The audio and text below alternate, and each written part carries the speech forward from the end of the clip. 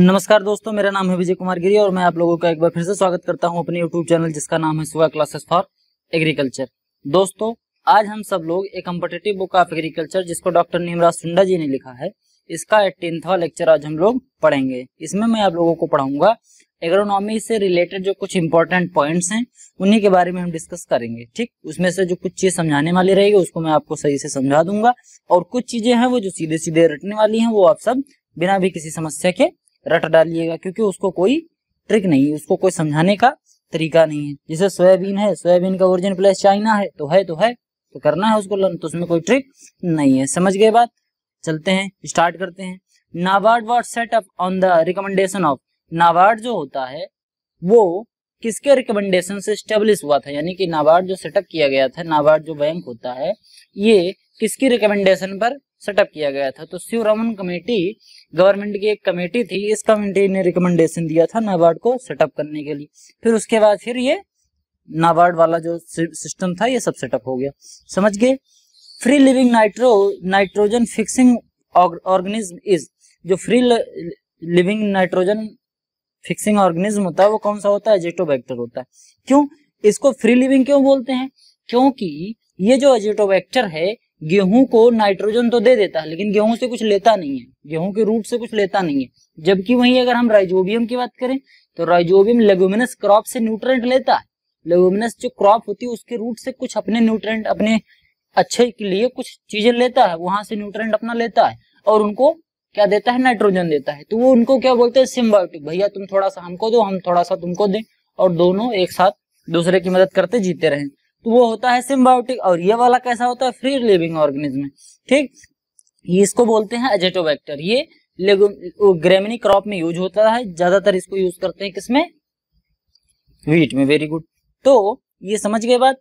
मतलब कि ये गेहूं को तो नाइट्रोजन दे देगा, ठीक, लेकिन गेहूं से कुछ लेगा नहीं। जैसे राइजोबियम लेता था वैसे नहीं लेगा। समझ गए बात? देखते हैं अगला पॉइंट क्या कह रहा है। The fruit of mustard is known as, जो मस्टर्ड का फ्रूट होता है, अरे यार मस्टर्ड का फ्रूट मतलब मस्टर्ड का इन्फ्लोरेसेंस जो होता है, सरसों का फली, उसको क्या बोलते हैं? उसको बोलते हैं सिल्कुआ। सबसे सिंपल सा आंसर होता है, कैसे हम जान पाएंगे सिल्कुआ होता है? देखो क्या होता है कि मान लो ये क्या है? सिल्कुआ है, ठीक, यानी मस्टर्ड की फली है। अब क्या होगा कि इसके बीच में बिल्कुल सफेद सफेद बहुत पतली सी एक परत होती है। ठीक, कैसी परत होती है? ये देखो, ये सफेद सफेद दिख रही है, ध्यान से देखोगे तो ये दिखेगा। एचडी में कर लेना है, अगर 720 पिक्सल में करोगे तो अभी आसानी से दिख जाएगा। तो ये होता है कहाँ? बीच में। अब इन्हीं से बीच में सटे सटे फिर यहाँ पर आपके जो मस्टर्ड वाले दाने होते हैं उसके सीड होते हैं, यहाँ पर रहते हैं और दोनों तरफ से फिर इसके कवरिंग होती है। तो यही सिम्टम होता है किसका? सिल्कुआ का। समझ गए बात को? आगे बढ़ते हैं। देखो नेक्स्ट पॉइंट क्या बोल रहा है। Supplemental irrigation is known as, जो सप्लीमेंटल इरिगेशन होता है उसको क्या बोलते हैं? उसको लाइफ सेविंग इरिगेशन बोलते हैं, जीवन बचाने के लिए इरिगेशन, उसको हम सप्लीमेंटल इरिगेशन बोलते हैं, क्योंकि ये जीवन बचाने के लिए दिया जाता है। इतना कम पानी ना हो जाए खेत में कि पौधा क्या हो जाए? डेड हो जाए, लैक ऑफ वाटर की वजह से। इसी वजह से थोड़ा सा पानी दे देते हैं कि भैया गर्मी का मौसम है, जी जाओ किसी तरीके से, जब बरसात आएगा तो खूब पानी पी लेना। समझ गए? तो इसको क्या बोलते हैं? Life saving irrigation, supplemental type का जो इरिगेशन होता है। Major agriculture import in India, agricultural sector का जो मेजर इंपोर्ट होता है भारत में वो कौन सी चीज का होता है? धान तो हम खूब पैदा करते हैं, गेहूं खूब पैदा कर देते हैं, समझ गए, दाल भी पैदा करते हैं, लेकिन हम इतना दाल खाते हैं कि हमको विदेशों से मंगाना पड़ता है। लेकिन लेकिन लेकिन एडिबल ऑयल, समोसा खाओ, पकौड़ी खाओ, पराठा खाओ, सब में तेल लगेगा। समझ, पूड़ी खाओ, सब में तेल लगेगा, लेकिन इतना तेल हम प्रोड्यूस नहीं करते। इसी वजह से एग्रीकल्चर प्रोड्यूस में जो हमको सबसे ज्यादा इंपोर्ट करना पड़ता है वो है एडिबल ऑयल। और उसके बाद फिर क्या है? पता होगा आपको सबको, क्या? दाल मंगाते हैं। उसके बाद लूनश्री इज द वेराइटी ऑफ, लूनश्री किसकी वेराइटी है? सुपर राइस की वेराइटी। सुपर राइस क्या होता है? अरे यार सुपर से ऊपर बड़ी बड़ी वेराइटी, मतलब बड़े बड़े दाने होते हैं इसमें सब। इसमें जो चावल के दाने होते हैं खूब बड़े बड़े होते हैं, ऐसा लगता है जैसे कीड़ा, समझ गए, बहुत बड़ा बड़ा होता है। शादी विवाह में खाने को मिलता है, वैसे नहीं मिलता है, बहुत महंगा होता है ना। Plant with male and female flower are, जिस प्लांट में मेल और फीमेल फ्लावर एक ही पे होते हैं, मतलब समझ रहे हो, एक ही फूल में मेल और फीमेल दोनों, मतलब एक ही घर में दोनों साथ साथ रह रहे हैं, तो उस प्लांट को क्या बोलेंगे? Monoecious plant. कैसा प्लांट? Monoecious plant. समझ के बात? आगे चलते हैं। National biodiversity board is located in, एक प्रकार का ये बोर्ड है, एक इंस्टीट्यूशन है, ऐसा समझो एक इंस्टीट्यूशन है, एक बिल्डिंग है जहां पर 10, 20, 50 कर्मचारी रह के एग्रीकल्चर से रिलेटेड रिसर्च करते हैं। वो भी एग्रीकल्चर से, कौन से डिपार्टमेंट से रिलेटेड? एग्रीकल्चर में जो बायोडायवर्सिटी से रिलेटेड रिसर्च होता है उस पर यहाँ पर स्टडी की जाती है कहाँ पर? नई दिल्ली में है। समझ गए बात? अगला पॉइंट देखते हैं क्या है। Buffered scale, buffer scale is use for the major, buffer scale जो होता है, बफर्ड स्केल जिसको हम बोलते हैं, ये क्यों यूज किया जाता है? इसको यूज करते हैं विंड फोर्स और स्पीड के लिए, कि जो हमारी विंड उड़ रही है यानी हवा जो चल रही है उसकी स्पीड कितनी है, वो आदमी को उड़ा जाएगी, हाथी को उड़ा ले जाएगी, कि बड़ी बड़ी जहाजों को उड़ा ले जाएगी। समझ गए बात? या एक सरसों का दाना तक नहीं हिला पाएगी। तो ये स्पीड, विंड की जो विंड ब्लोइंग की स्पीड होती है उसको हम मेजर करते हैं। ये इतना बड़ा सा जो चार्ट है वो बफर्ड स्केल है। इसमें जो पहला नंबर है, अगर आपकी हवा जो है वो 1 किलोमीटर पर आवर से नीचे चल रही है तो इसको हम बोलेंगे काम है, स्मोक राइज वेलोसिटी, बहुत धीरे धीरे से बह रही है। उसके बाद फिर लाइट एयर आएगा, फिर ब्रीज आएगा, फिर उसके बाद मॉडरेट, जेंटल, फिर उसके बाद fresh breeze, strong breeze, near gale, फिर धीरे धीरे स्ट्रॉन्ग गेल, स्टॉर्म, तूफान आ गया। और अगर 117 से ज्यादा हो गया तो मतलब अब बहुत ज्यादा अत्त हो गया। समझ गए? पौधे वौधे को उखाड़ देता, मतलब केले वेले के लिए तो जान लो ये फिर उनके जान पे बनाती है। बहुत केले वेले के पेड़ सब गिर जाते हैं और सबसे ज्यादा नुकसान किस में होता है? केले में हो जाएगा, उसके साथ पपीते में होता है, पौधे गिर जाते हैं। और आम अगर आपका सही से उसमें फ्लावरिंग फ्रूटिंग हो गई है तो उसकी डांड गिर जाएगी। कभी कभी तो क्या होता है, पौधा गिर जाता है, तो बड़ा नुकसान होता है। कितने से ऊपर? 117 से ऊपर। तो उसको क्या बोलते हैं? हमें दिख नहीं रहा यार, यहाँ पर हमारे स्ट्रक्चर में थोड़ा प्रॉब्लम है, हमें दिख नहीं पा रहा क्या है।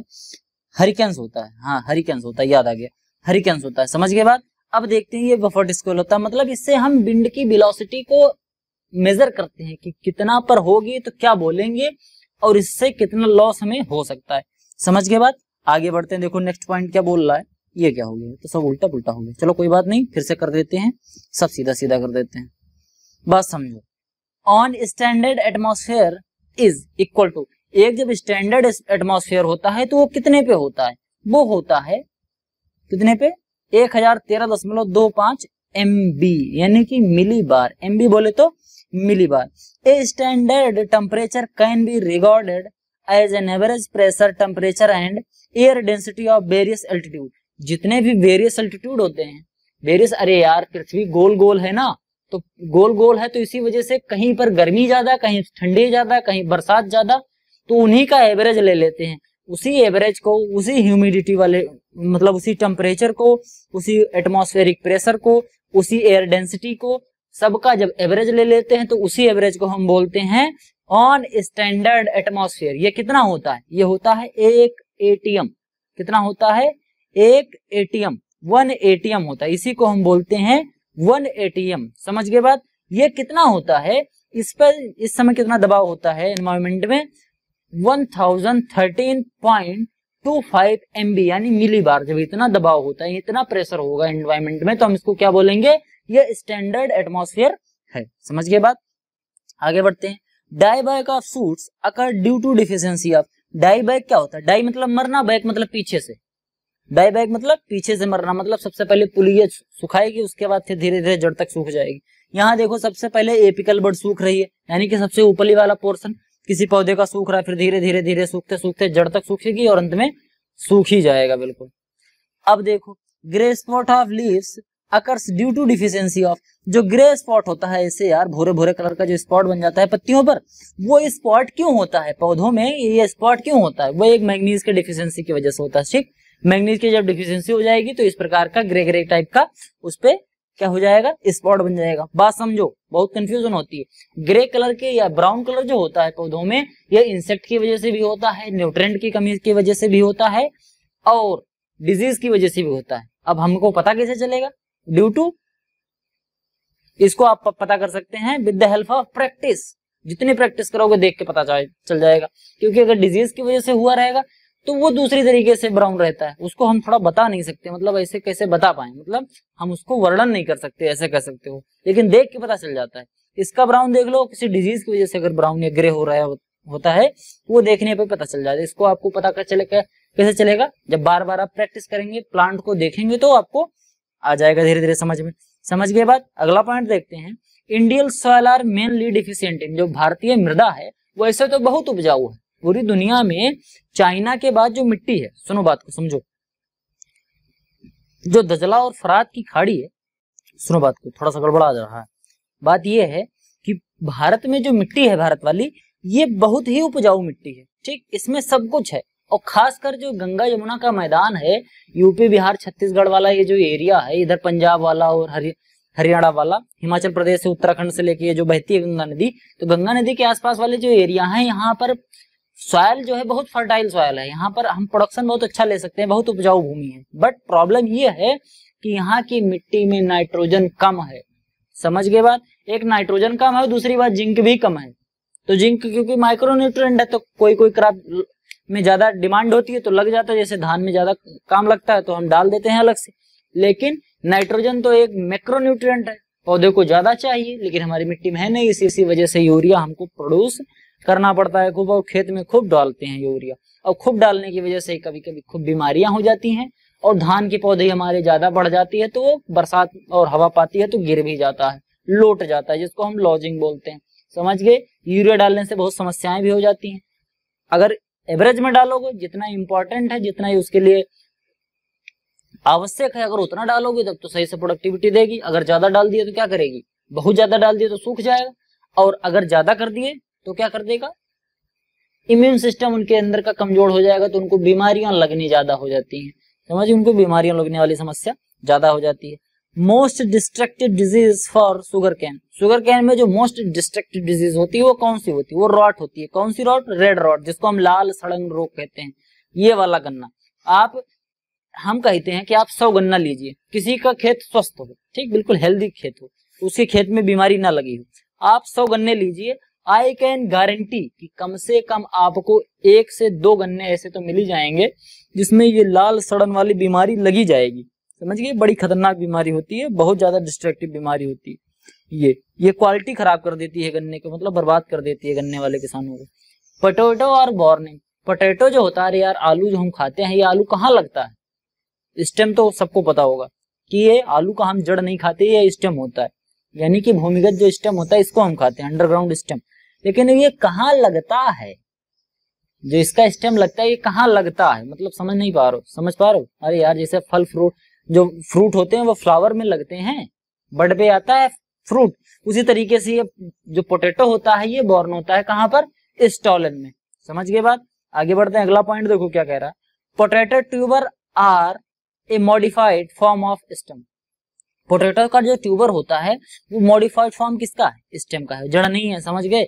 देखो बात को समझो ध्यान से, जो स्वीट पोटैटो होता है, ठीक, शकरकंद, गंजी जिसे हम कहते हैं, वो तो होता है जड़ का मॉडिफिकेशन, वो जड़ होती है, वो तो मॉडिफाइड रूट होता है, उसको तो हम खाते हैं, समझ गए। लेकिन जो आलू होता है वो क्या होता है, आलू वो सॉरी क्या कह रहे हैं, रूट नहीं होता है, आलू रूट नहीं होता है, आलू क्या होता है, स्टेम होता है, जो कहाँ लगता है, स्टॉलन पर लगता है, समझ के बाद आगे बढ़ते हैं, अगला पॉइंट देखते हैं, शुगर केन सोइंग इन ट्रेंच मेथड। ट्रेंच मेथड समझ रहे हो, अरे यार ट्रेंच मेथड ऐसे बना के, मतलब इस जगह पर हम क्या करेंगे, अगर हम यहाँ पर गन्ने का पौधा लगाएंगे तो क्या होगा, इससे लॉजिंग नहीं होगी, क्योंकि इधर वाली मिट्टी उसको सपोर्ट दिए रहेगी, तो एक पिरामिड जैसा बना रहेगा, और यहाँ एक बीच में अपना ऐसा गन्ना खड़ा रहेगा, तो ये गिरेगा नहीं। लेकिन ये कब तक इफेक्टिव होता है, ये तब तक इफेक्टिव होता है जब तक गन्ने की हाइट बहुत बढ़ नहीं गई है, समझ गए, यानी कि हार्वेस्टिंग से लगभग 2 से 3 महीने पहले, समझ गए। इसके बाद अगर हमने उसकी बधाई नहीं की और गन्ना हमारा सही से बढ़ा, हमने सही से उसमें खाद पानी दिया है, तो गन्ना गिर जाएगा, इसी वजह से बधाई ज्यादा जरूरी है, समझ गए बात। अब देखो, for seed purpose carrot is grown as, अरे यार हमको कैरेट मतलब गाजर का अगर हमें सीड लेना हो, सीड प्रोडक्शन करना हो गाजर का, रूट प्रोडक्शन तो सब करते हैं, गाजर लो उसको उखाड़ो और अपना खाओ, खरगोश को भी खिलाओ। लेकिन अगर मान लो हमको करना है क्या, सीड से सीड लेना है, तो सीड से सीड लेने के लिए बाइएनियल 2 साल लगेगा भैया। पहले साल क्या मिलेगा हमको, जड़ मिलेगी, दूसरी साल फिर उसमें फ्लावरिंग होगी, इन्फ्लोरेसेंस में उसके, फिर फ्रूटिंग होगी, और फ्रूटिंग के बाद तब हमें सीड मिलेगा, यानी कि 2 साल तक इंतजार करना पड़ेगा अगर हमें कैरेट का सीड लेना है, समझ गए बात। अगला पॉइंट देखते हैं क्या बोल रहा है, boron is harmful for plant having concentration more than 3 ppm। Boron plant के लिए हार्मफुल होता है। पहले देखो समझो बात को, अगर 3 ppm से कम है, 3 पार्ट पर मिलियन, ppm का मतलब पार्ट पर मिलियन, यानी कि 10 लाख में 1 पार्ट अगर हो, यानी कि अगर हम 10 लाख बूंद किसकी डाल रहे हैं, न्यूट्रिएंट की, तो उसमें 1 बूंद बोरान की होनी चाहिए, बस, ज्यादा नहीं, बहुत कम मात्रा में आवश्यकता होती है। कुछ इसको ऐसे भी कह सकते हैं, मतलब 1 लीटर में 1 बूंद, तो ऐसे 1 लीटर में 3 बूंद। इसी तरीके से क्या होता है, 3 ppm को बोलते हैं पार्ट पर मिलियन, मतलब 10 लाख में 3 बूंद अगर बोरान है तो वो बोरान हार्मफुल हो जाएगा। इससे ज्यादा अगर हुआ, 3 बूंद से कम होना चाहिए, तो ये पौधे के लिए सही रहेगा, नहीं तो फिर ये ज्यादा हो जाएगा तो प्रॉब्लम कर जाएगा। मैक्सिमम प्रोडक्टिविटी एवं सीरियल, सीरियल जो होता है, सीरियल यार, सीरियल और टीवी वाला सीरियल देखने वाला नहीं, सीरियल्स यानी अनाज वाली फसलें, जिनको हम ग्रेमिनी वाली क्रॉप्स बोलते हैं, समझ गए, या पहले उसको पोएसी बोला जाता था, वो वाली क्रॉप, वो कौन सी, जिसमें सबसे ज्यादा प्रोडक्टिविटी होती है, सबसे ज्यादा प्रोडक्टिविटी मेज वाली क्रॉप देती है, समझ गए। जैसे इंडिया में गेहूं जो बहुत ढेर सारा उगाया जाता है, चाइना में चावल उगाया जाता है, उसी तरीके से अमेरिका वाले मेज बहुत उगाते हैं, समझ गए, वहां पर स्टेपल फूड मेज जैसा यूज किया जाता है। फिर और समझो, kaolin is a type of anti transparent, anti transparent किस प्रकार का है, ट्रांसपेरेंट मतलब समझ रहे हो, सॉरी हाँ ट्रांसपेरेंट, एंटी ट्रांसपेरेंट का मतलब क्या होता है, अरे यार ट्रांसपरेशन नहीं होने देता है, तो वो रिफ्लेक्टिंग टाइप का है, क्यों, इस पे पड़ेगा, क्या पड़ेगा, सनलाइट पड़ेगी। जैसे मान लो इधर हमने क्योलिन रख रखी, ऐसे पड़ा तो इधर उड़ा दिया, मतलब सनलाइट इधर आई, इसने रिफ्लेक्ट कर दिया, तो ये रिफ्लेक्टिव टाइप का कैसा है, एंटी ट्रांसपेरेंट है, समझ गए बात। आगे बढ़ते हैं, अगला पॉइंट देखते हैं, अगला पॉइंट क्या बोल रहा है। अगला पॉइंट है साइकोसोल, जिसको हम CCC बोलते हैं। ये एक हार्मोन है, कैसा, एक नेचुरल हार्मोन है, जिसको हम बोलते हैं ग्रोथ रिटार्डेंट हार्मोन। मतलब अगर कोई बहुत तेजी से बढ़ रहा हो, कोई प्लांट बहुत तेजी से बढ़ रहा हो, हमको चाहिए कि नहीं इतना ना बढ़े यार, इतना बढ़ के बादर ना लग जाए, तो क्या करेंगे, हम इस साइकोसेल को डाल देंगे, तो क्या कर देगा, ग्रोथ को रोक देगा, भैया बहुत ज्यादा ना उड़ो, धीरे धीरे चलते रहो, समझ गए। तो ये ग्रोथ रिटार्डेंट, ग्रोथ रिटार्डेंट मतलब जो ग्रोथ को कम करे, समझ गए बात। ऐसे नहीं है कि कोई पौधा बढ़ के 5 फुट का हो गया तो हमें डाल देंगे तो 4 फुट का हो जाएगा, नहीं, वो 5 फुट से फिर ज्यादा नहीं बढ़ेगा। जैसे मान लो इधर 70 की स्पीड में बढ़ रहा था, तो उधर 70 की स्पीड में नहीं चलेगा, फिर उधर 20 की स्पीड में बढ़ेगा, यानी कि धीरे धीरे बढ़ेगा, समझ गए बात। नेक्स्ट पॉइंट देखते हैं, फैमिली ऑफ सिसमम, ये क्या होता है, पेडिलियसी, मतलब सिसमम की जो फैमिली है वो कौन सी है, पेडिलियसी फैमिली है, समझ गए बात को। अगला पॉइंट देखते हैं, फैमिली ऑफ जूट, जूट की कौन सी फैमिली है, जूट की फैमिली होती है टिलियसी। नेक्स्ट पॉइंट है, which family of crop is more exhaustive, मतलब ग्रेमिनी, कौन सी क्रॉप, ग्रेमिनी, मतलब कौन सी फैमिली की क्रॉप ज्यादा एग्जॉस्टिव होती है, मतलब खेत की जान निकाल लेती है, खूब ढेर सारा न्यूट्रिएंट ले ली, कौन, ग्रेमिनी। यानी कि अनाज वाली फसलें जो होती हैं वो बहुत एग्जॉस्टिव होती हैं, बहुत एनर्जी ले लेती हैं खेत से, इसीलिए हम क्रॉप साइकिल बनाते हैं उसमें क्या करते हैं, ये चीज इंपॉर्टेंट होती है कि उसमें लेगुमिनस क्रॉप भी होनी चाहिए, क्योंकि लेगुमिनस क्रॉप होगी तो खेत की स्थिति थोड़ी सुधारेगी। अगर केवल ग्रेमिनी धान गेहूं गन्ना, धान गेहूं गन्ना करते रहोगे तो खेत की जान निकल जाएगी एक दिन, और खेत अनप्रोडक्टिव हो जाएगा, फिर वहां घर ही बनवा के रहोगे, समझ गए बात, नहीं तो फिर और भी कुछ समस्याएं हो जाएंगी उसमें, समझ गए। यानी कि खेत की जो फील्ड है, लैंड की जो प्रोडक्टिविटी है वो धीरे धीरे डिटोरिएट होने लगती है, समझ गए। ओरिजिन ऑफ मेज, मेज का ओरिजिन क्या है, मैक्सिको है, समझ गए, यहीं अमेरिका के पास मैक्सिको है, वहीं पर है इसका ओरिजिन प्लेस। इसका सोयाबीन का ओरिजिन प्लेस चाइना, अभी मैंने वीडियो की स्टार्टिंग में बताया था चाइना है, इसको रटना है, सीधे सीधे रट लो, कोई ट्रिक नहीं है कि ऐसे याद करवा दिए, और मान लो एक ट्रिक हो जाएगी तो इसी तरीके से तुमको 100 क्रॉप पढ़नी है, अब 100 क्रॉप की ट्रिक बनाओगे तो ट्रिक और ट्रिक में कंफ्यूज हो जाओगे, 150-200 ट्रिक अगर हो जाए तुम्हारे पास तो कौन सी ट्रिक किसमें लगेगी उसमें कंफ्यूज हो जाओगे। इसीलिए ट्रिक को ना लर्न करना पड़े, इसीलिए सीधा सीधा इसको ही लर्न कर लो, समझ गए बात। ये मेरा मानना है, बाकी हर टीचर का अपना अपना मानना होता है। मेरा ये मानना है कि हम हर चीज में ट्रिक नहीं बना सकते, कुछ चीजें हैं ट्रिक बना लो, ठीक। जैसे मान लो एसेंशियल न्यूट्रिएंट है, मैंने एक अच्छी सी ट्रिक बना रखी, CHO NPK फीमन सूजन बीकलमो नी CAMGS, हो गया 21, मतलब VC को ना मारो, ये हो गया 21 जो न्यूट्रिएंट होते हैं, बेनिफिशियल एसेंशियल सब मिला, हमको सब याद है, इतने में ही हमने बता दिया आपको, ये ट्रिक थी हमारी। लेकिन हर चीज ट्रिक से नहीं याद कर सकते। कुछ बच्चे कहते हैं सर जी ट्रिक बताइए, अरे यार हर चीज की ट्रिक नहीं होती भैया मेरे, कुछ चीजें आपको ऐसे सीधे सीधे लर्न करनी पड़ेंगी, ठीक। बताने को तो हम बता दें, लेकिन हम 4 क्रॉप 10 क्रॉप में बता देंगे तो आप 4 क्रॉप 10 क्रॉप सही से पढ़ लेंगे, फिर कहेंगे वाह क्या सर जी क्या पढ़ाते हैं, बिल्कुल एक ही बार में लर्न हो गए। लेकिन जब हम 200 क्रॉप आपको पढ़ाएं, 50 क्रॉप पढ़ाएं और 50 क्रॉप में हम ट्रिक लगाते जाएं, तो बाद में आप ट्रिक में ही कंफ्यूज हो जाएंगे कि कौन सी ट्रिक किसकी है, तो बाद में आपको ट्रिक ही लर्न करनी पड़ेगी। इसीलिए ऐसे नहीं करो, शॉर्टकट के चक्कर में कम रहो, लॉन्ग कट जो है वही सबसे अच्छा है, सीधे सीधे लर्न कर लो। जो कुछ टेक्निकल चीजें हैं वो हम समझाते रहते हैं। टबाको का जो ओरिजिन प्लेस है ये भी कहाँ है, मैक्सिको है। फिर देखो highest area of summer area में, मतलब समर में मेज, जो मतलब गर्मी के समय में जो मक्का बोया जाता है वो कहाँ बोया जाता है, बिहार में सबसे ज्यादा बोया जाता है, समझ गए। Indian journal for agriculture science is published by, Indian journal for agriculture science ये कहाँ से पब्लिश किया जाता है, आईसीआर से पब्लिश, नई दिल्ली से पब्लिश होता है, समझ गए बात। अगला पॉइंट देखते हैं, येलोइंग ऑफ टी लीव्स, मतलब चाय की जो पत्ती होती है उसकी येलोइंग क्यों होती है, किसकी डिफिशियंसी की वजह से होती है, भैया सल्फर की कमी जब हो जाएगी तो सल्फर की कमी हो जाएगी, तो ये जो देख रहे हो ये चाय की पत्ती ये ऐसे पीली पीली पत्ती हो जाएगी, समझ गए। अब देखो the green house gas that release from the paddy field is methane, मतलब कि वह ग्रीन हाउस गैस जो पैडी की फील्ड में से निकलती है उसको क्या बोलते हैं, मीथेन। मतलब जो जहां हम पैडी बोते हैं, मतलब धान यार, राइस, धान की खेती जहां करते हैं उस खेत से मीथेन गैस निकलती है। चलो ठीक, अगला पॉइंट देखते हैं फिर क्या है। The edible part of sweet potato, अरे यार स्वीट पोटैटो गंजी होती है जो जिसका साइंटिफिक नेम होता है आइपोमिया बटाटा, इसका हम कौन सा पार्ट यूज करते हैं, मतलब जो स्वीट पोटैटो है इसका कौन सा पार्ट खाते हैं, अरे गंजी जो खाते हैं, गंजी क्या होती है, ये एडवांटेटियस रूट्स होती है। एडवांटेटियस रूट तुमको कायदे से समझ में आए, मतलब सहायक जड़ें होती हैं। कैसी जड़ें, सहायक जड़ें होती हैं। ये देखो ये मेन जड़ नहीं है, केवल सहायता करने वाली जड़ है, तो इसीलिए जो गंजी होती है इसकी जो मेन जड़ होती है उसका तो जड़ वाला काम है, जो जड़ वाला काम वो वही करेगी। लेकिन जो एडवांटेजियस रूट निकलती हैं उन्हीं रूट में ढेर सारा स्टार्च जमा हो जाएगा और वो फूल के कुप्पा हो जाएंगे और हमें गंजी बना के दे देंगे, समझ गए बात। आगे बढ़ते हैं, नेक्स्ट पॉइंट देखते हैं क्या है। Carbon dating technique is use to determine age of, मतलब कि कोई भी फॉसिल है, फॉसिल मतलब समझ रहे हो, अरे यार जैसे फॉसिल फ्यूल बनता है, चाहे आदमी हो, डायनासोर हो, कोई जानवर हो, कोई पेड़ हो, कोई पौधा हो जो बहुत पुराना हो गया हो, 2-3 हजार 4 हजार 5 साल पहले, जैसे आपने कभी कभी सुना होगा ना हड़प्पा में चावल मिले हैं 5000 साल पुराने, तो वो क्या होगा, फॉसिल होता है। उसको कैसे पता चलता है कि ये 5000 साल पुराना है, बताते हैं कैसे, टेक्निक है उसकी, कार्बन डेटिंग टेक्निक। ठीक, कार्बन डेटिंग टेक्निक से हम इसको निकालते हैं। अब देखो भैया कार्बन डेटिंग टेक्निक ये ज्यादातर यूज करते हैं जो भूगर्भ वैज्ञानिक होते हैं, हम तो वो है नहीं, हम तो एग्रीकल्चर वाले हैं, तो हमको इतना पता होना चाहिए बस कि कार्बन डेटिंग टेक्निक यूज करते हैं किसके एज के डिटरमाइनेशन के लिए, फॉसिल के लिए, मतलब जिसमें कार्बन होगा उसमें कार्बन डेटिंग टेक्निक लगा के हम बता सकते हैं कि ये जो चीज है ये कितने साल पुरानी है, समझ गए।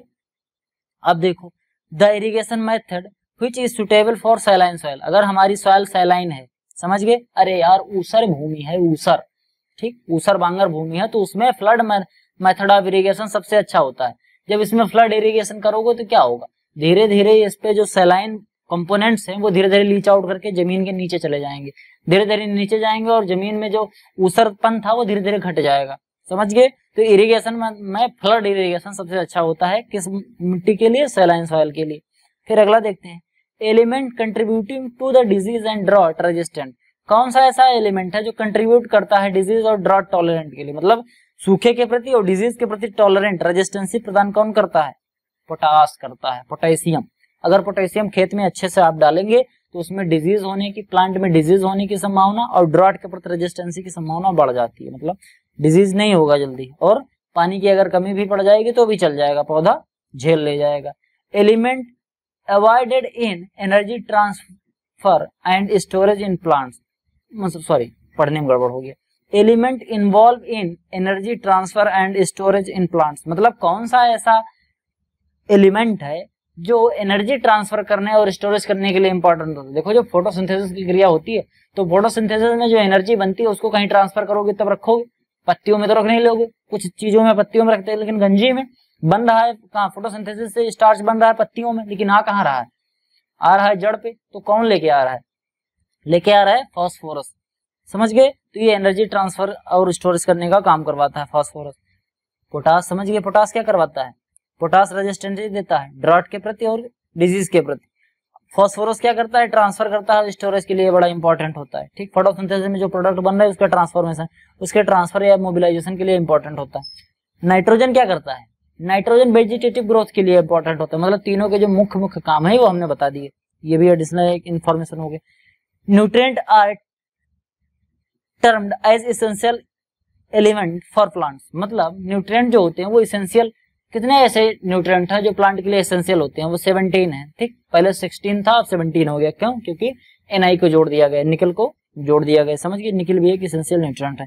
अब देखते हैं apical bud dominance is caused by, जो एपिकल बड डोमिनेंस होता है मतलब जो सबसे ऊपर वाला किसी भी प्लांट का, किसी भी प्लांट की ब्रांच का जो सबसे ऊपर वाला पार्ट होता है, मतलब किसी भी प्लांट का और किसी भी प्लांट की ब्रांच का जो सबसे ऊपर वाला पार्ट होता है, बिल्कुल ऐसे टिप वाला पार्ट, यहाँ पे कौन सा हार्मोन ज्यादा पाया जाता है? कौन सा? Auxin hormone. ठीक, ऑक्सिन जो हार्मोन है ये टिप पर ज्यादा पाया जाता है, मतलब बिल्कुल एकदम पुली पे पाया जाएगा। ठीक, चाहे वो ब्रांच हो और चाहे मेन स्टेम हो, उसके बिल्कुल टिप पोर्शन पे पाया जाएगा। और जहां पर ऑक्सीजन ज्यादा पाया जाता है वहां पर सेल एलोंगेशन बहुत तेजी से होता है। सेल एलोंगेशन का मतलब कोशिकाएं बहुत जल्दी जल्दी बड़ी होती हैं। अगर इसको हम ऐसे बात करें तो बता सकते हैं हाँ, वहां पर ग्रोथ बहुत तेजी से होता है। समझ गए क्यों? ऑक्सीजन की वजह से होता है। अगला पॉइंट देखते हैं, हाईएस्ट कंजम्पशन ऑफ क्या फर्टिलाइजर? हाइड्रोजन। हाईएस्ट जो कंजम्पशन होता है पोटेशियम फर्टिलाइजर को, वो कहाँ होता है? मतलब पोटास सबसे ज्यादा यूज किस स्टेट में करते हैं? महाराष्ट्र में सबसे ज्यादा पोटास का यूज करते हैं। Highest production of serial in the world. Serial का सबसे ज्यादा प्रोडक्शन, कौन से सीरियल का पूरे वर्ल्ड में सबसे ज्यादा प्रोडक्शन होता है? किसका होता है? गेहूं का। गेहूं पूरी दुनिया में सबसे ज्यादा उगाया जाने वाली ग्रेमिनिकुली की फसल है, यानी अनाज वाली फसल है, यानी कि सीरियल वाली फसल है। Seed rate of sorghum. Sorghum का जो सीड रेट होता है वो कितना होता है? वो 9 से 12 किलोग्राम पर हेक्टेयर होता है। बच्चा बच्चा जानता, कोई बड़ी बात नहीं है। Desuckering is a process of crop. Desuckering कैसे प्रोसेस होती है? डीसकरिंग किसमें करते हैं? भैया हमने पढ़ाया है यार, बनाना हमसे पढ़ा हो इंस्टेंट हार्टिकल्चर का, तो बड़ी डिटेल में पढ़ाया है। तो डीसकरिंग वही होता है। ठीक, ये किसमें करते हैं? तंबाकू में भी करते हैं। अब बात समझते हैं कि बढ़ा देते हैं, कुछ बच्चों ने नहीं पढ़ा होगा तो आप चाहें तो जाके देख सकते हैं इंस्टेंट हार्टिकल्चर की जो प्लेलिस्ट है बनाना वाली क्रॉप की, उसमें आप देख सकते हैं। डीसकरिंग खूब अच्छे से हमने समझाया है। बात समझ लो। सकर क्या होता है? मतलब सकर होता है एक प्लांट हमने यहाँ ग्रो कर रखा है, उसके बगल से ढेर सारी और ब्रांच निकल रही है, मतलब ढेर सारे और पौधे निकल रहे हैं। मतलब एक केला तुमने लगाया है, बगल बगल से ढेर सारे केले निकल रहे हैं।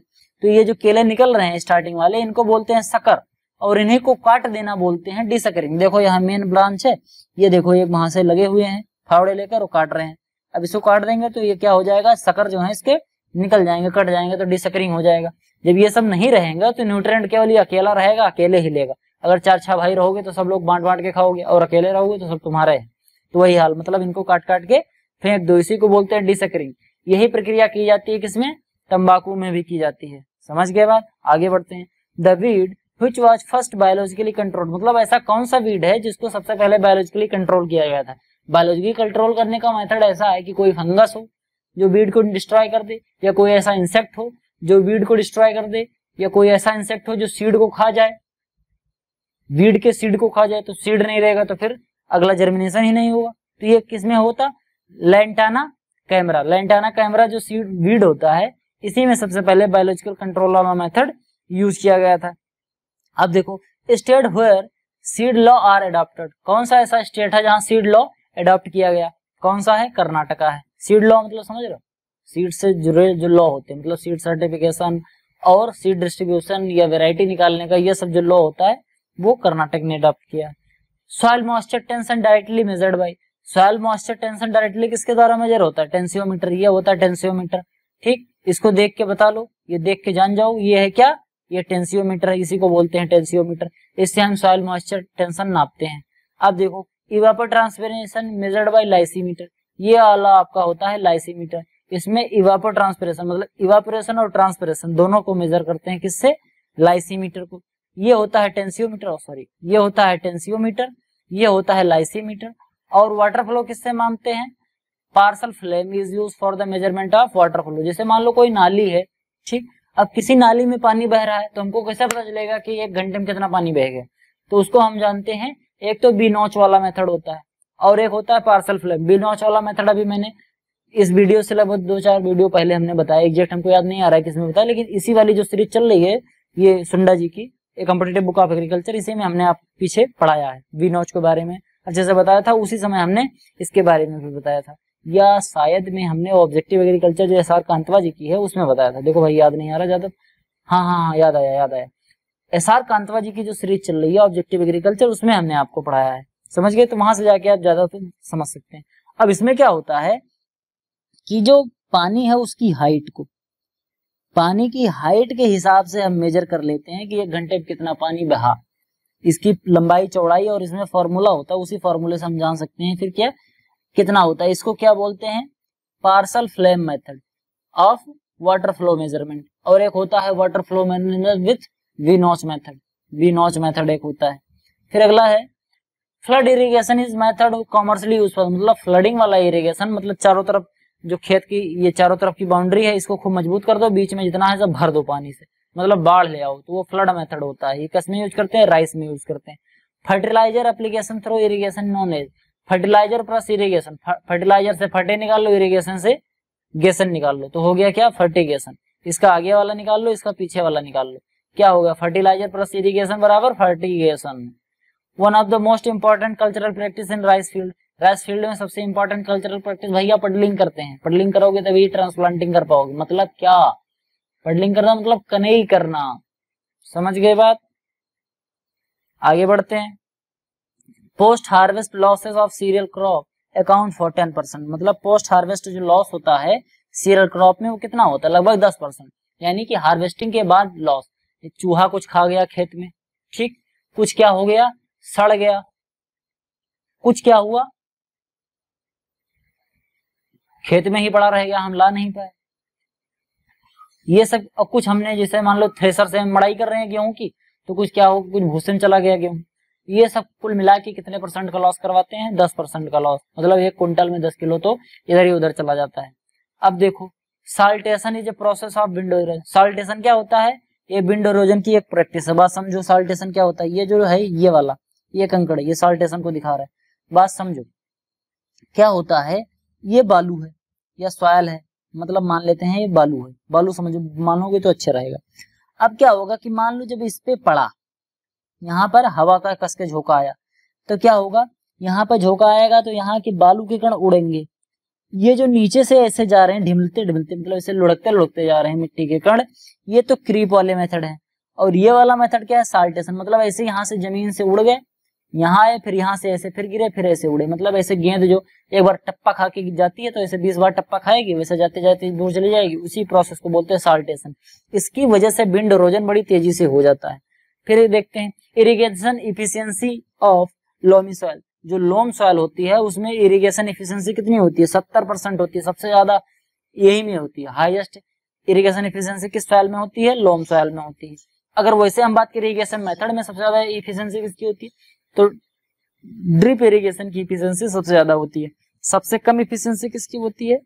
फ्लड इरिगेशन की सबसे कम इफिशियंसी होती है। फिर अगला देखते हैं sowing pattern use in dry land.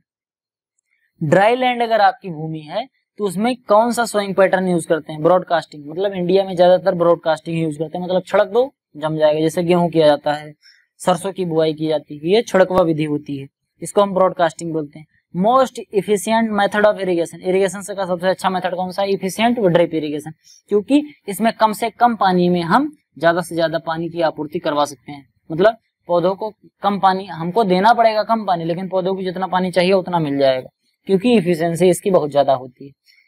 Extensively grown pulses crop, मतलब कौन सी ऐसी पल्सेस क्रॉप है जो एक्सटेंसिवली ग्रो की जाती है इंडिया में? सबसे ज्यादा कौन सी क्रॉप ग्रो की जाती है? कौन सी क्रॉप? पल्स वाली, चिकपी को ग्रो करते हैं, समझ गए, चिकपी को ग्रो करते हैं। फिर आगे देते हैं रिलेटिव ह्यूमिडिटी किससे मापते हैं? साइक्रोमीटर, क्या बोलते हैं? साइक्रोमीटर से मापते हैं, यही होता है भैया साइक्रोमीटर, इससे हम रिलेटिव ह्यूमिडिटी को मेजर करते हैं। Crop growing for conserve soil moisture known as mulch crop, मतलब ऐसी कौन सी क्रॉप है जो क्रॉप सॉइल मॉइस्चर को कंजर्व करके रखे, सॉइल मॉइस्चर को क्या करे? बचा के रख ले, मॉइस्चर उड़ने ना पाए, मिट्टी से पानी ना उड़ने पाए, उसको क्या बोलते हैं? Mulch crop. मल्चिंग क्या होती है? देखो बात को समझो यार, ये है यहाँ पर बीच बीच में हमने क्या लगा रखा है? प्लांट लगा रखा है, लेकिन इसके बाद जो ये सब एरिया बच रहा है, ये सब वाला एरिया बच रहा है, इस एरिया में कुछ नहीं हमने लगा रखा, तो यहाँ पर जो सिंचाई करेंगे यहाँ का जो मॉइस्चर है वो उड़ जाएगा। सनलाइट जब इस पर कायदेस पड़ेगी, भगवान जब उसको धूप करेंगे तो पानी सब उड़ जाएगा, मॉइस्चर धीरे धीरे घट जाएगा। तो हम क्या करते हैं कि मल्च क्रॉप, कवरिंग टाइप की क्रॉप जो अच्छे से कवर कर ले, चाहे इसमें घास लगा देंगे, चाहे लोबिया तोरिया ये सब लगा देंगे तो इससे क्या होगा, लोबिया वोबिया लगा देते हैं तो इस बरसीम लगा सकते हैं, ये सब क्रॉप लगा देंगे तो इससे डबल फायदा, एक तो मॉइस्चर मिलेगा, ऊपर से अगर हमने बरसीम लगाया है तो हमें फॉडर मिल जाएगा, हरा चारा मिल जाएगा, और अंतिम में क्या करेंगे, जब अंतिम कटाई होगी उससे पहले ही हम उसको क्या करेंगे, मिट्टी में जुताई कर देंगे तो इससे ऑर्गेनिक मैटर भी मिल जाएगा, सॉइल जो वाटर इरोजन हो रहा था बरसात के समय में वाटर इरोजन भी नहीं होगा। उसके बाद जो गर्मी के मौसम में गर्मी के मौसम में जो सॉइल इरोजन होता है, वाटर इरोजन सॉइल इरोजन, ये भी दोनों नहीं होगा, तो ये काफी चीजों से बचाएगा, और साथ साथ में सॉइल को कवर किए रहेगा तो सॉइल में जो मॉइस्चर है वो भी बना रहेगा। तो इसी टाइप की क्रॉप को बोलते हैं मल्च क्रॉप, जो जमीन को पूरे अच्छे तरीके से ढक ले उन्हीं क्रॉप को क्या बोलते हैं, मल्च क्रॉप बोलते हैं, या कवरिंग क्रॉप भी कह सकते हो उसको। Example of erosion permitting crop, जो इरोजन को परमिट करते हैं, मतलब इरोजन को जो बढ़ाते हैं, सॉइल इरोजन को बढ़ाने वाली क्रॉप कौन सी, मेज की क्रॉप। अगर आप मेज की खेती कर रहे हैं अपने खेत में तो ये सॉइल इरोजन को बढ़ाएगा, क्योंकि खेत में क्या होता है, उस समय खेत में खरपतवार ज्यादा रहेंगे नहीं, क्योंकि आपने मेज की खेती करते समय खरपतवार निकाल दिया है, लेकिन जब आप मेज को काट लेंगे उसी समय फिर बरसात आएगा, और बरसात की वजह से फिर पानी खूब बहेगा और मिट्टी को भी बहा जाएगा, क्योंकि खरपतवार है नहीं, खरपतवार रहते हैं तो फिर क्या करता है, सॉइल इरोजन को, वाटर इरोजन को जो होता है वो रोके रहते हैं।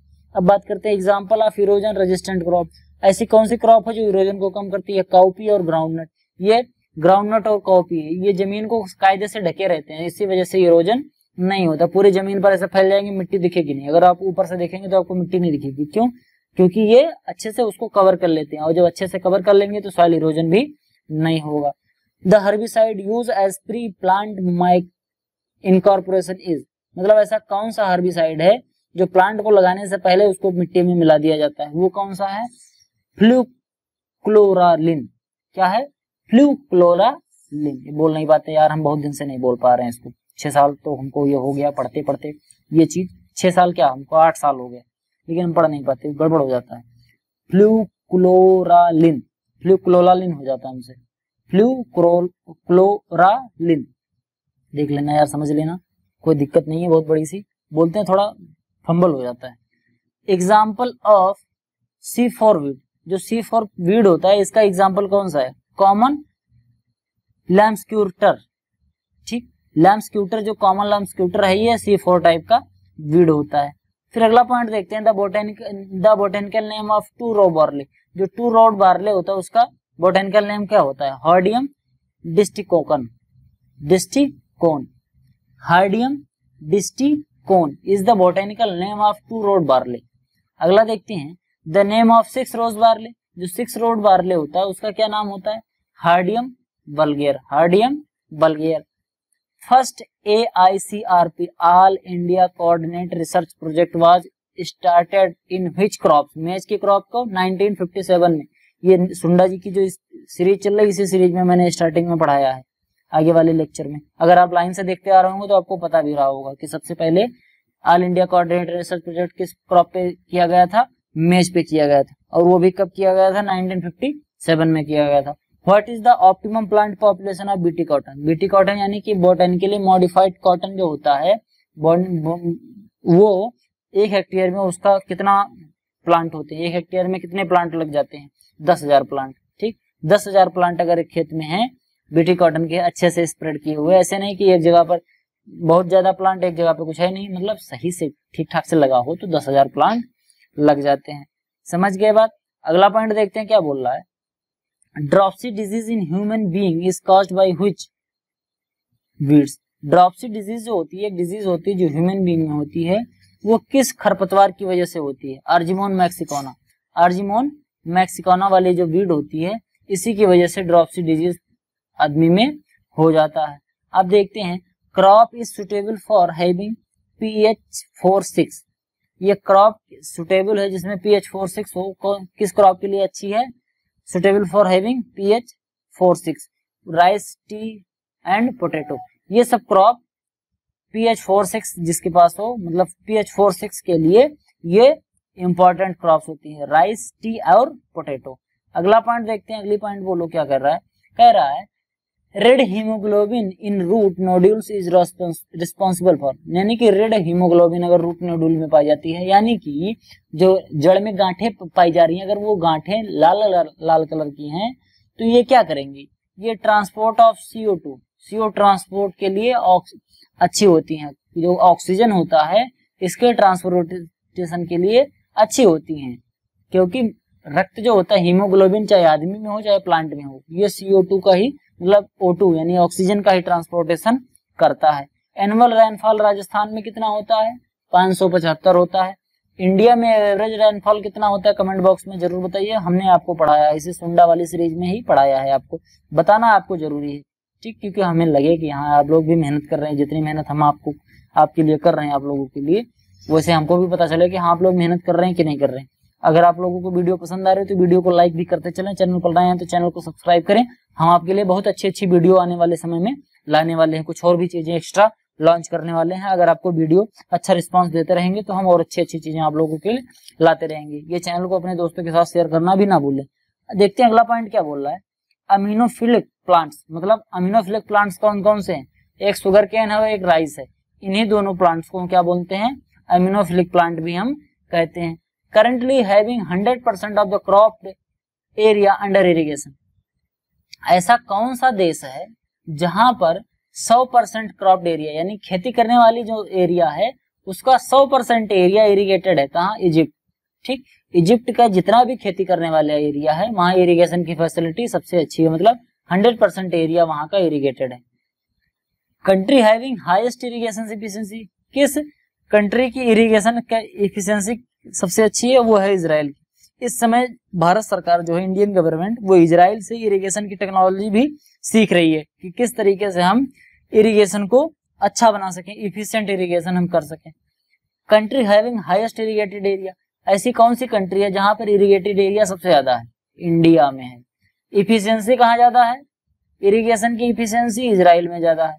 सबसे ज्यादा इरिगेटेड एरिया कहाँ है, इजिप्ट में है। सबसे ज्यादा इरिगेटेड एरिया सबसे ज्यादा कहाँ है, इंडिया में है। और अगर परसेंटेज के हिसाब से बात करें तो इजिप्ट में 100% एरिया जो है वो इरिगेटेड है। समझ गए बात। अगला पॉइंट देखते हैं, इन रिमोट सेंसिंग ऑप्टिकल वेवलेंथ, जो रिमोट सेंसिंग होती है, जो मैंने अभी स्टार्टिंग में पढ़ाया था, अभी इससे पहले वाला लेक्चर, ये 18वां हम पढ़ा रहे हैं, 17वें में हमने पढ़ाया था रिमोट सेंसिंग क्या होता है, खूब डिटेल में बताया था। इसमें जो वेवलेंथ होती है वो कितनी होती है, वो होती है 10.3 to 15 माइक्रोमीटर की होती है, ठीक, कितनी, 10 से 15 माइक्रोमीटर की जो वेवलेंथ होती है उसे हम रिमोट सेंसिंग के लिए यूज करते हैं। India is the first country to develop and use the hybrid of bajra, बाजरा का हाइब्रिड कौन सी कंट्री ने सबसे पहले डेवलप किया और यूज किया, इंडिया ने किया। कौन सा वेराइटी थी, HB1, HB1 कौन सी वेराइटी, एक है HB1, ये बाजरा की वेराइटी है, इसको 1965 में यूज किया गया था, उसी समय जब ग्रीन रेवोल्यूशन हो रहा था, हरित क्रांति की जब शुरुआत हो रही थी। Crop having maximum area under irrigation, किस क्रॉप का मैक्सिमम एरिया इरिगेटेड कंडीशन में आता है, बीट का, क्योंकि बीट की क्रॉप के लिए इरिगेशन बहुत इंपॉर्टेंट होता है और इरिगेटेड एरिया में इसकी खेती की जाती है, क्योंकि गंगा जमुना का जो मैदान है यहीं पर गेहूं की खेती होती है और यहाँ पर इरिगेटेड एरिया भगवान की दया से पर्याप्त मात्रा में उपलब्ध है।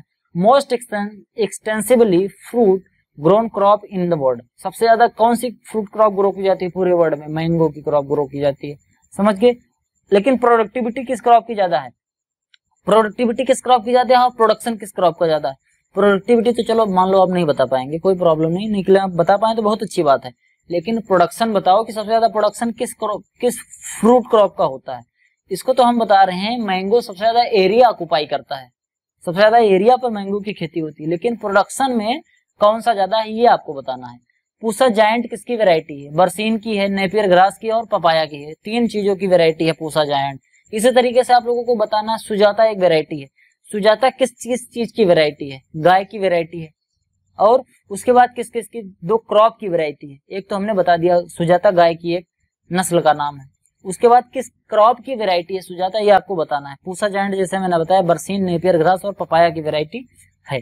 तो आज के लिए केवल इतना ही, ये था वीडियो का अंत। अगर आपको वीडियो पसंद आया हो तो वीडियो को लाइक करें, चैनल पर नए हैं सब्सक्राइब करें, अपने दोस्तों के साथ चैनल को शेयर करें, मुझे मोटिवेट करें, जिससे मैं आप लोगों के लिए और अच्छी वीडियो लाता रहूं। चलते हैं अगले वीडियो में मिलते हैं, धन्यवाद।